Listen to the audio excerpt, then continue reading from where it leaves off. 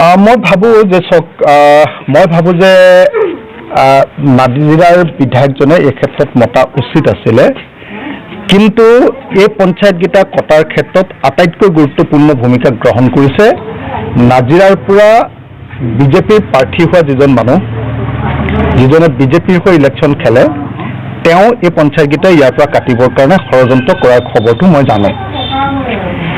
আনহাতে ইয়াৰ যিজন বিধায়ক তেখেতেও চেষ্টা কৰা উচিত আছিলে নিজৰ পঞ্চায়তকেইটা ৰাখিবৰ কাৰণে।